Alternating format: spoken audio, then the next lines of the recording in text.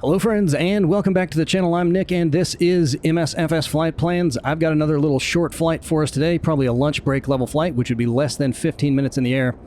I'm once again taking a little break from my studies for my private pilot's license, and I mean a little break. That has occupied virtually all of my spare time lately, but it is well worth it. I'm loving every single second of it. It is very, very difficult. I'll tell you some more about that once we get up in the air.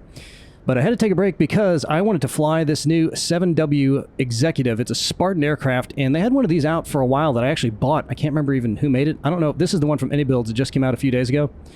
I don't recall who made that first one. It might have even been an earlier iteration from iniBuilds, but this one is absolutely superb, and you can tell it's being a little bit bashful. We'll take all the covers and everything off in just a minute. But look at the detailing of this thing. It is just amazing, inside and out. Really love it. And if you haven't gotten it yet, it was a little bit, I mean, I say it's pricey, but it's a really nice plane. It was, I think, about 20 bucks US dollars. You can get it from iniBuild's site right now. I think that's the only place that you can get it. They have it for 2020 and 2024, so it's fully set up for 2024. I mean, just look at the detailing of that, even when you get right up on it. Look at that. Look at the little rivets and everything. Incredible. And you know I love vintage aircraft. But they have three different models you can choose between. They have one that is a classic cockpit, which is what we're going to be flying today. And then you have like a blended cockpit and then a fully modern cockpit as well. It's really cool, as you'll see once we get inside of it. So we're out in Tennessee. We're going to fly into North Carolina. And the reason why I wanted to come out here is ever since I took that trip up through Appalachia with my daughter last fall, we flew past a tiny little airport called Elk River, which is by the town of Banner Elk. And I was like, oh my gosh, it must be so hard to fly into that airport. And I've been meaning to come out here and check it out. So I did actually fly it the other day. And it is cool. It's a very challenging approach. The area out here is just absolutely beautiful. So we're going to check all that stuff out. So look how nice this thing looks. It is just well appointed all the way through. Again, this is the classic version. I haven't even looked at what the modern versions look like yet. But this is such a short trip. I don't think we need any of that fancy schmancy stuff. So let's go ahead and get this ready. Okay, that needs to be in full position. We'll crack the throttle a little bit. And now I am using my 3D printed Cessna throttles. All right, I already got the magneto set. That should be good. Let's get the master power on.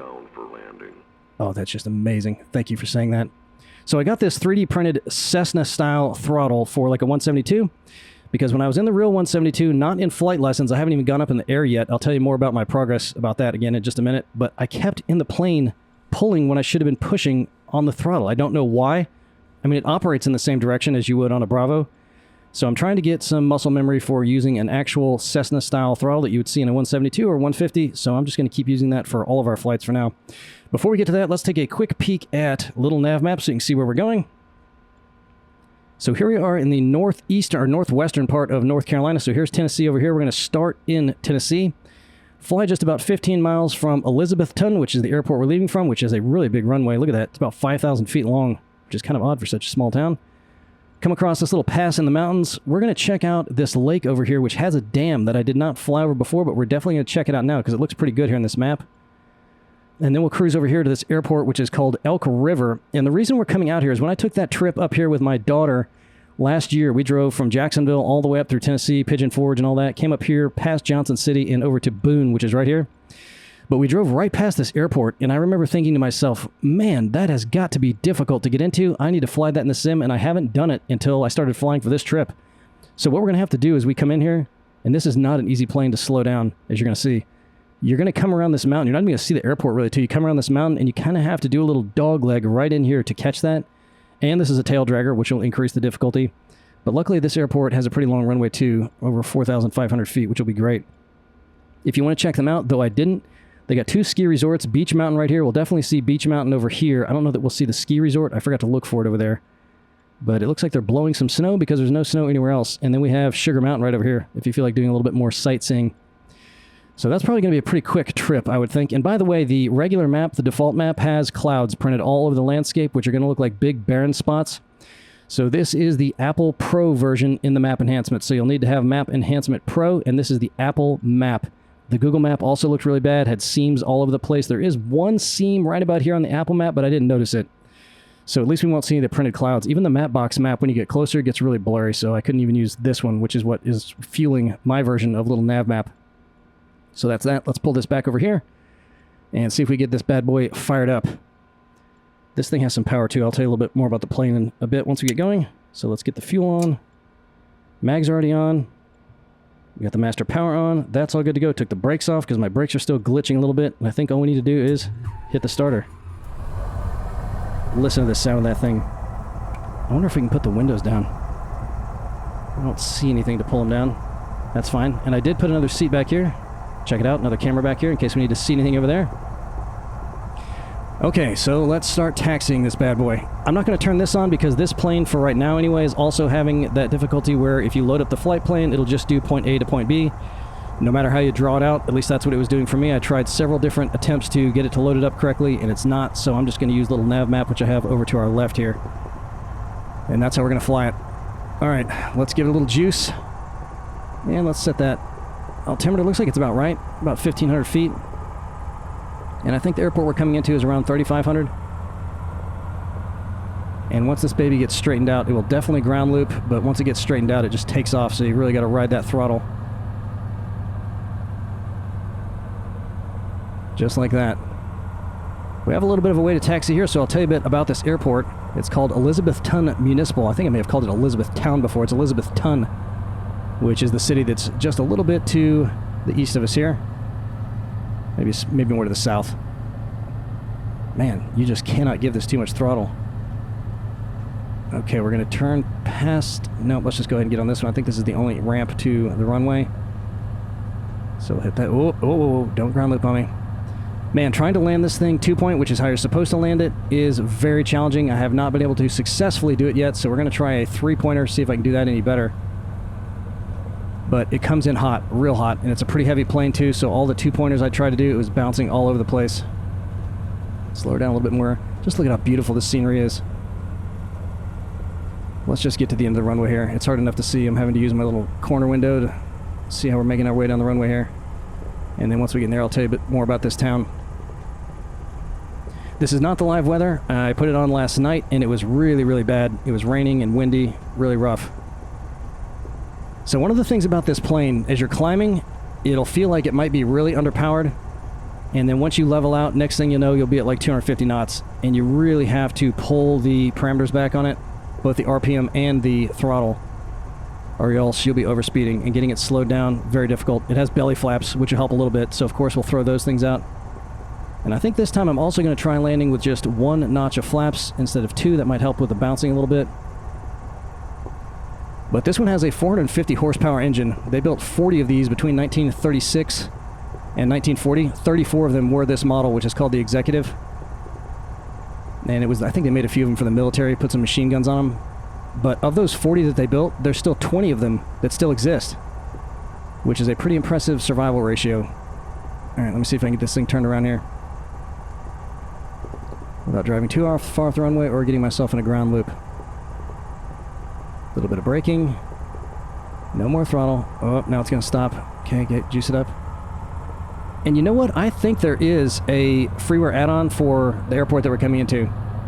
I just forgot to put it in, and it looked pretty good too. I should have put it in, but we're only going to see it for a second. They had some static planes and stuff. It looks pretty neat as it is. Okay, let's just get her straightened out. So I have found the easiest way to get this thing off the ground, and I tried a lot of different ways that did not get it off the ground very well. Let's go ahead and give it 1 notch of flaps. I couldn't find there's no manual that I could find from iniBuilds for this, and I was looking for any manual for any of these planes because they also have it in some of the other sims, and all they had was checklists. So they do have the checklists in here. Some of the airspeeds are probably accurate to real life. I was struggling. I felt like it was coming in too fast at the approach speed, which is around 85 knots. Getting it up in the air, the best way to do it, I found, is to just give it full back pressure on the stick because it will definitely get squirrely on you. And then when you hear the wheels start screeching and it starts picking up a little bit of air, gently ease that nose forward and then you'll bring it up. But if you don't pull back on that stick, you'll be all over the place. And if you try to bring the back up too quick, you'll also be all over the place. So 1 notch of flaps. And let's see if we can get this baby in the air. Full back pressure. I say stick, yoke. A plane like this should have a stick. Being this old. I'm just listening for the chirp of the wheels. There we go. Ease the nose forward. You're not going to stall, I know. You're just teasing me. Yeah, it does have a retractable gear too. Alright, so keep an eye on that airspeed. Here's our airspeed indicator right down here. As we're climbing, and we're not going to do a real aggressive climb, it's going to be hovering probably under 100 knots there. And then once we level out, within like 30 seconds, we'll almost be overspeeding. So we'll just adjust that to taste as we go along.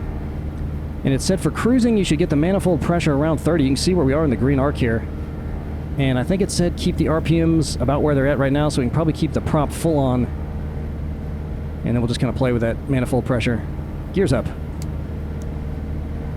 And flaps up.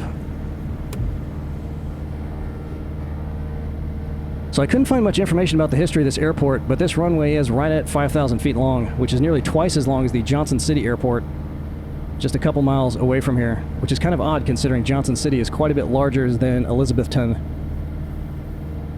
Then again, it's probably kind of tough to find a good flat spot out here in these mountains for a long runway. But as far as Elizabethton itself, considering its very small stature, I figured I might find a few paragraphs about its history in Wikipedia. But man, it might even give a place like Boston a run for its money. And I'm not exaggerating that. It was a very, very lengthy Wikipedia page. So I'll condense it a little bit for you here. It was first settled in 1769 by a guy named James Robertson, who was traveling through here with none other than the Daniel Boone himself. And Boone liked it so much that he eventually brought his family back out here 2 years later in 1771. This is the Watauga River, which I'll tell you more about in a little bit. There was a lot of stuff going on out here back in the early days. So 1 year after Boone came back, the fine folks of Elizabethton formed something they called the Republic of Watauga, which was the first semi-autonomous government in what would become the United States. And as you can imagine, the Crown was not at all pleased about that. And this area saw all kinds of action with the Indians, the Brits, and also a few dust-ups during the Civil War, eventually emerging to become a railroad town due to its proximity to a pass in these mountains over here. Okay, so I'm going to start trimming the nose down just a little bit. We just need to clear these mountains and watch this airspeed. I'm just going to leave the manifold pressure where it is right now, just so you can see how quick this thing's going to start picking up speed once we level out.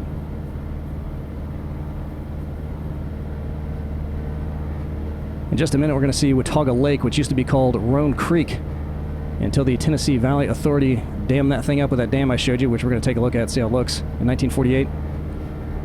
And according to lake expert Holly C. Ward, whose qualifications as an expert I do not know, this is the third cleanest lake in the country.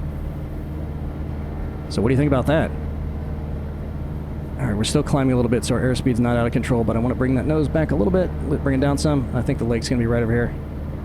I don't want to miss that dam. Look how beautiful this is. Looks fantastic. And this is what it really looked like in real life. We drove right through this area when we were coming up here. Okay, so the lake's going to be right over the top of this mountain right here. And we'll see how the dam looks. Just beautiful. Yeah, that looks about right. I feel like I'm a little bit close to that dash.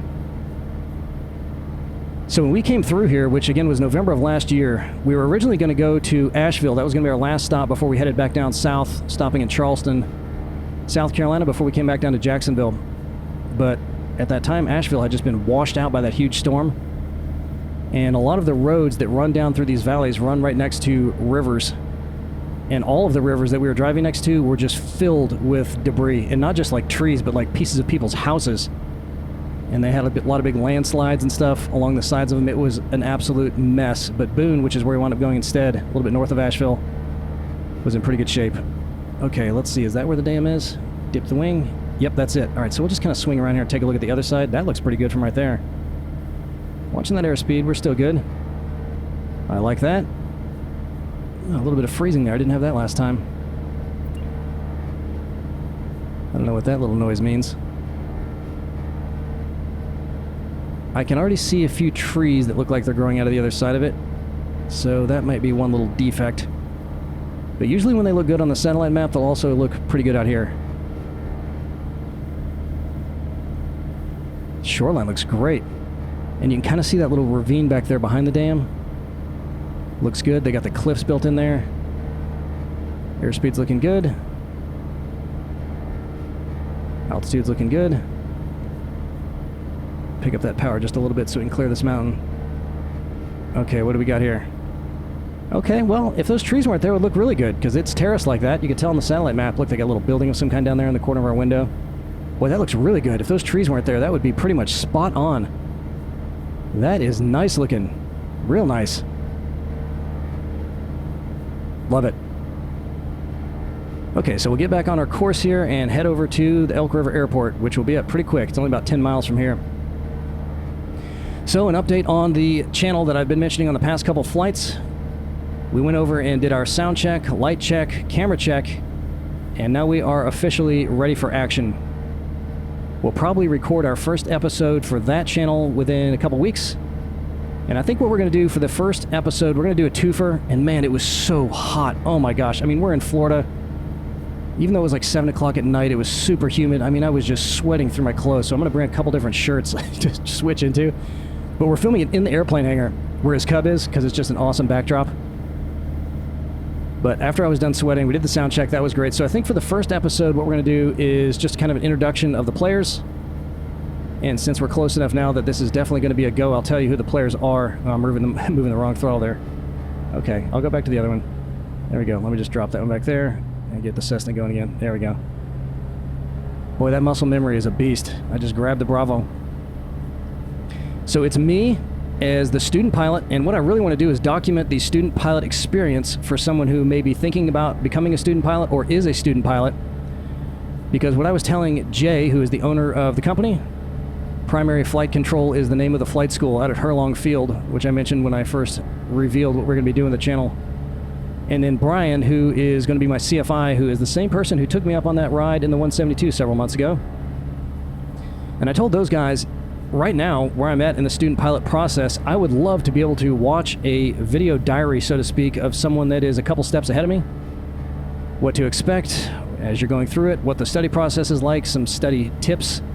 Once you start flying, what each of the different lessons will be like, the types of things we'll be covering, the struggles people would typically have before they go into it. I think it would be so valuable to have something like that as a student pilot before you actually hop in the plane. And the phase that I'm going through right now is studying for the FAA written exam, which is an absolute beast. And I'm going to get that done before I even get in the plane to go up in the air one time, because I just want to have that behind me. You have to do it anyway before you do your solo, I think. So I need to have it done. But that is broken into basically 6 big segments with other little mini segments in between.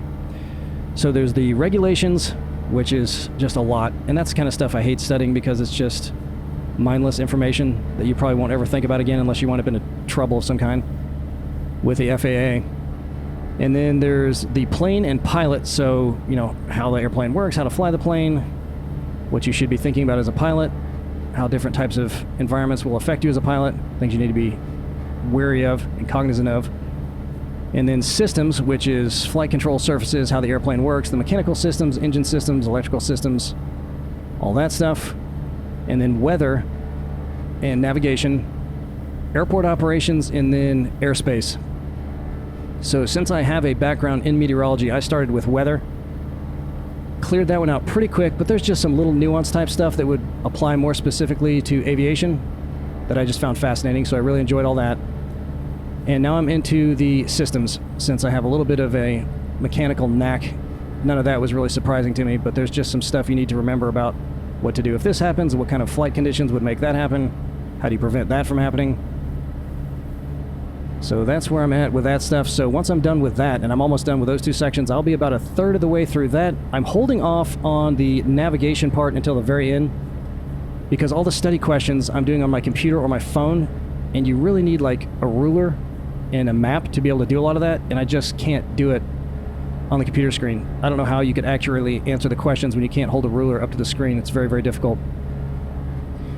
So that's where I'm at for now. I'm hoping within the next 30 days I'll be ready to sit for that exam. I went and got my medical today. And for private pilot, you need what's called a 3rd class medical. And for that, you go in there and disclose your entire medical history. And I think they check on that too, because as soon as I told him my medical history, he was like checking it immediately. I don't know how he did it. I don't even think he had my social. I don't know how, maybe just my name and date of birth. But he had access to it, so if you're thinking about doing that, I would not lie about anything involving that. Luckily, I had a clean bill of health. Then you have to pee in a cup, I'm sure probably for drug testing, which would be an immediate disqualifier, so be wary of that. Hopefully you're not using drugs anyway if you're thinking about being a pilot. And then you have to do a vision test, which I wore my glasses for that. They'll let you do that, but I have to wear my glasses when I'm actually flying, and I just ordered some new Progressive aviators today. And then you have to do a vision exam. Total cost for me with that particular doctor, and insurance won't cover it, was $250. So nothing crazy. And you only have to do the vision exam one time. Now what I thought was particularly interesting is the time frames for having to redo that again. So for a third class, and you can get something called basic med, which is only slightly more restrictive than what you can do with the full-on third class medical. But if you're under age 40, you have to do it once every 60 months, and you have to do it once every 24 months if you're over 40, so at least once every 2 years I'll be going in there to do that again. Not the vision part, but or the colorblind part. And I should clarify that it was purely a color blindness test. That's the only one you have to do just one time, since I don't think that gets worse as you get older. But as you get up to like a first class medical for airline pilots, it's a lot more frequent, like every 6 months. And it's a lot more comprehensive. They do EKGs and things like that. But not too bad. So after we get through the first 2 episodes of the other show, let's hop in this other window to see how it's looking out here. I gotta click on this screen real quick. Airspeed's looking good. It's holding its own pretty well, but I did pull that throttle back a bit. That is gorgeous. So beautiful. And we came up here during the fall too, my daughter and I, so all the leaves were changing. It was just amazing. I thought my flaps were down, but it's just because my aileron's up a little bit there. So after the first 2 episodes, I think we're going to get into some typical barriers. There's the runway right there, by the way. That's it sticking right out there. So we're going to have to come around this and come over there. And let me start slowing down because it's not easy to get this thing slowed down. Barriers like, you know, I'm afraid I might die, which of course everyone has that fear. It may be cost prohibitive. How much time is this going to take? We'll cover all that stuff. Get through how you can manage to make it work no matter what phase of life you're in if you want to do it bad enough. And from there, by the time I get to that, I'll probably be about ready to sit for that FAA written exam. So I might start asking them for some pointers about that. But we're going to get some flight footage of those guys up in the air, me up in the air once I start actually doing that, which will be just amazing. So I'm hoping what we'll be able to do is talk about what we're going to do for that individual flight lesson. And then we'll have the video and voice recording in the cockpit as I'm doing it, so you can see what that's like, which I think will be really neat. The biggest thing I'm worried about, to be honest with you, is the increasing heat in Florida, because even at night it gets so hot. Okay, I'm going to try to get my airspeed down to around 80 knots here. And we're probably at a safe gear speed here. Oh man, I accidentally hit that throttle again. So we'll go ahead and get the gears out. I may not need those belly flaps. We got a pretty good airspeed here, but I'm not going to go more than 1 notch of flaps, and we still got to come down a bit. Off to the left there is Beach Mountain. That's where that ski resort was that was just north of the airport. So I'll try to remember to look to the left as we come around to see if we can see that.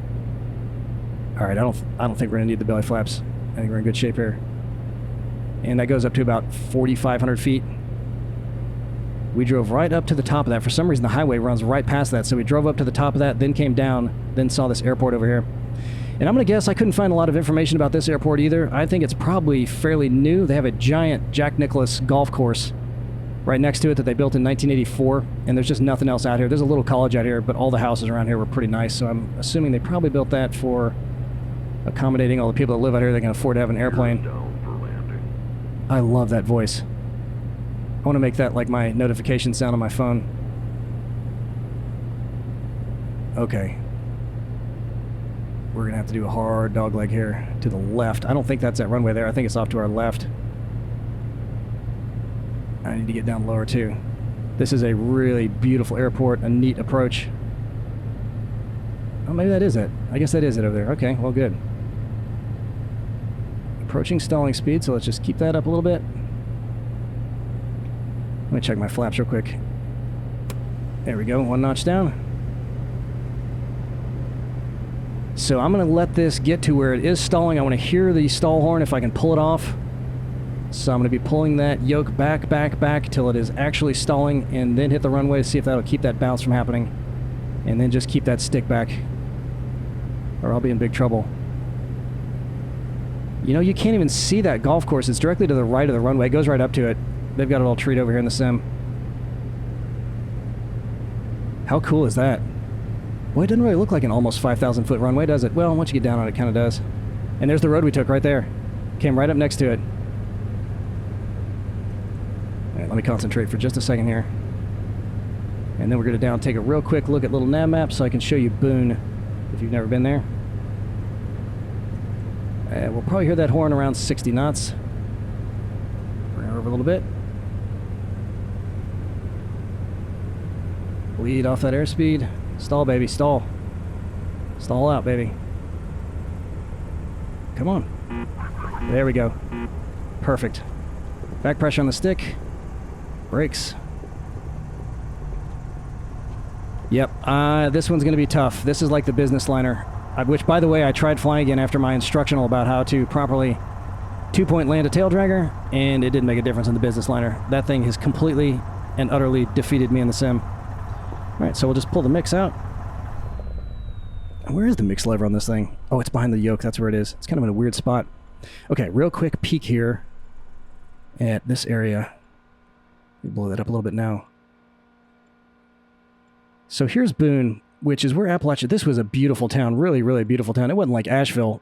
It's not as big, but it is just so gorgeous. Appalachian State is up here. And then right over here, they have like a little downtown area.